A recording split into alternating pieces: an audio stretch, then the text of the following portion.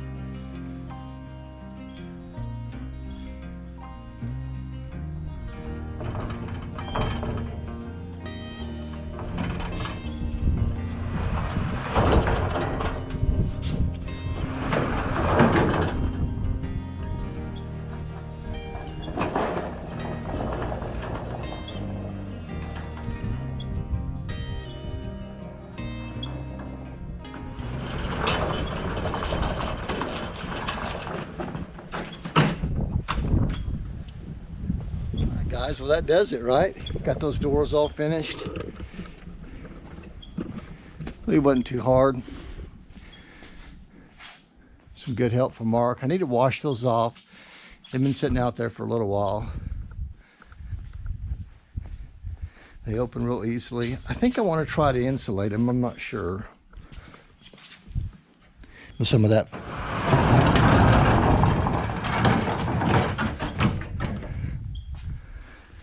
Some of that silver-backed insulation.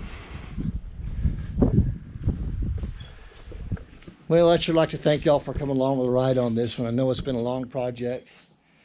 There'll be other things I do out here, spreading gravel. I'm going to have electricity brought in, so I'll probably make a little YouTube video on that too.